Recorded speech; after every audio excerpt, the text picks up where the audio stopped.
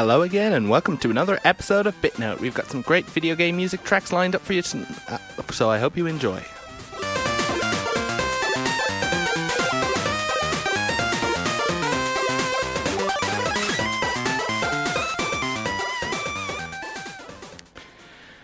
Okay, so let's start things off with a very nice, fun, and energetic track from a racing game. Sounds like a plan?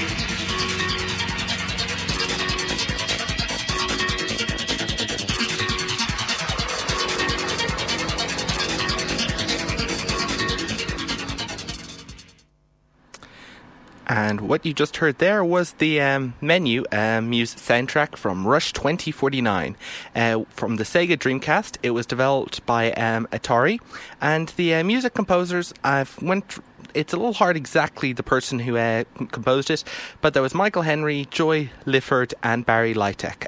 Barry Lytek, of course, has done some great classic tunes, such as the Supercars 2 music, and also, as I said, I'm not sure who specifically composed these tracks, because it turns out Rush 2049 had actually different soundtracks depending on whether it was released on the Sega Dreamcast, which it was, or the arcade, or the Nintendo 64.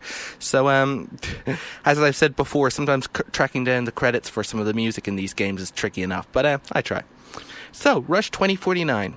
Its full name is actually San Francisco Rush 2049, and that is because it takes place in San Francisco in the year 2049. The developers didn't know exactly what it would look like in 2049, so they just went completely wild and created a whole load of really cool areas and things and stuff. When I first played this game, it was just fun, bright and colourful, and everything was rushing fast. It's fully 3D, and when I played it when I was a little older, I started to actually recognise that there were a lot of, all the little landmarks, like that windy road thingy and the great towers and every stuff. So the game feels and exudes the sort of like 90s arcade style at the time. There was a lot of energy and colour put into it, but everything that was ancillary or not needed was just thrown out the window. It was just racing. You got in the car, you drove around these courses, they were tight, they were fast, you played with others, and you basically just had to make sure you were across the finishing line first. In the arcade style, it cut down on the little details and just made everything fun. It wasn't just a case of like braking and turning. There were also ramps, there were also a ton of shortcuts, and that was part of the fun of the game. You'd keep playing around the courses, try to find all the shortcuts and stuff, and it would just all be about just trying to figure out the course, just turn fast and just get to the finishing line ahead of time, and a whole lot of adrenaline rush of just trying to get it done. The game also had the addition of wings, which you added to your car. Yes, wings. When you flew through the air, you could press a button and wings would suddenly spread out of your car, and you could have some small limited degree of control over how your car careened through the air. Ideally, this would make your jumps a little longer, or else it would align your car so you landed all four wheels on the ground, and that made sense because, sometimes if you go spinning, you actually want to land with all four wheels on the ground. But apparently the developers also saw this had further potential.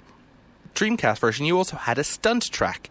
Now, if you recall with Tony White skateboarding games of the 90s, the whole stunt genre became popular. So San Francisco Rush had this, where basically you'd drive a car around this great big arena or something, and the idea was to race around, hit all these jumps, go careening through the air, and use your wings to spin yourself, turn yourself, do everything you could to perform as many stunts as possible as you careen through the air. And of course, so you'd go up at full speed, you'd hit a ramp, you'd hit a speed boost that would make you go up off the ramp either further. You'd hit the end, you go spinning, you stick out the winds and spin the car this way, you tuck in the wind so you'd span even faster, you went head over heels accumulating more points. You would do barrel rolls, accumulating more. You'd careen through the sky, hit the ground, and explode into a gigantic ball of fire, which would eliminate every single point that you tried to earn during that jump. You would then do this again and again, constantly losing your points, until finally, through complete random spin of the coin action, you'd actually land with your wheels on the ground and hopefully not accidentally turn over, and then suddenly all those points that you'd earned during that specific jump would be given to you. Or at least that's how I played it. I obviously have to say I never quite got to grasp with how the right way to actually get the most amount of points. It seemed pretty harsh. It's pretty common for most stunt games to do it. You could, if you want to do a really impressive stunt that'll rack up your points, but increase the chances that you'll land hard and lose all the points that you were trying to go for and lose time. Or do you want to just try another strategy? Or do you want to go for a nice safe jump, which won't give that many points, but increase the chances that you will actually land intact and not as an entire ball of fire? These are the challenges and questions that these sort of stunts games give to you. And that's one of the things that made them hard, but it also made them a lot of fun. So, that was San Francisco Rush 2049. Very energetic, especially played when you're playing with other people on different controllers and all, classic split screen and everything. And it could be a bit hard, but the environments which were which had all these ramps and turns and curves and jumps and everything, they were a lot of fun. And the way it redesigned the whole landscape of San Francisco, so it wasn't just a regular city, but just this bright, colourful city with tubes going through the top and letting you go down into the subway system and everything. A lot of fun and very energetic game thing. I'll throw you the daytime track now as well. As I've said before, the music was composed by Michael Henry, Joe Lyford and Barry Lytek. I'm not sure exactly which one did the track. I'll move on to the daytime track before we move on to our next game.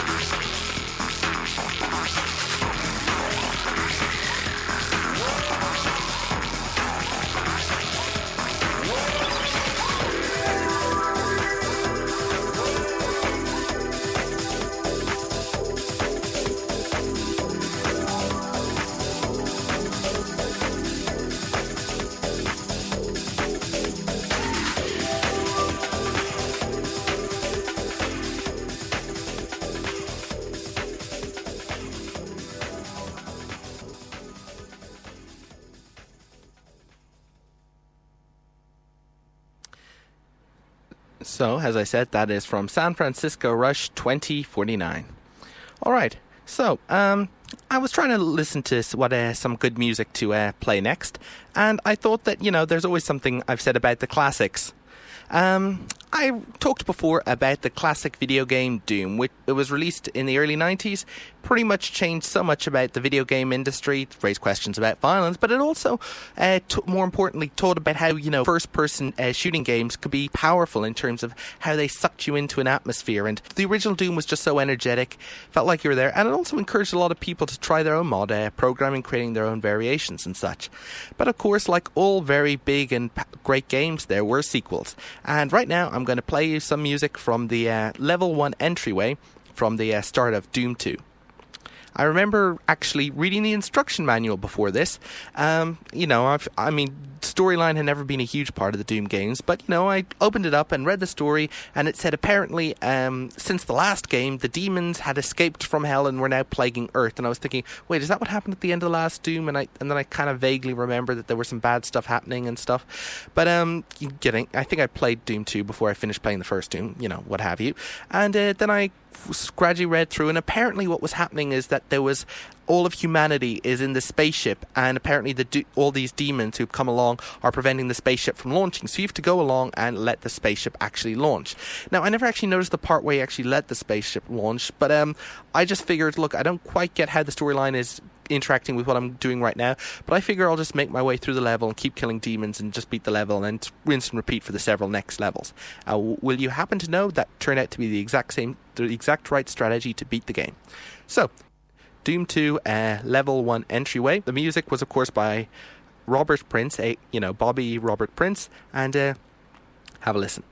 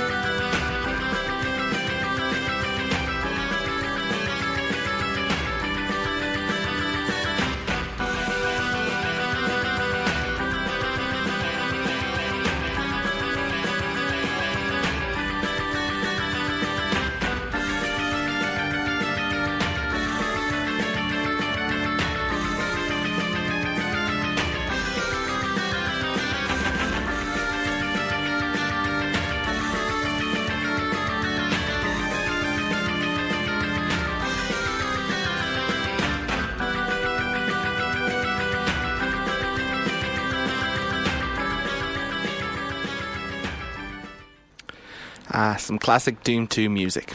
And and here's a spoiler for the game. You end up killing a lot of demons and other assorted hell beasts, just to let you know. All right, from the classic games of games of the yesteryear to more modern games that actually tip their hat to yesteryear.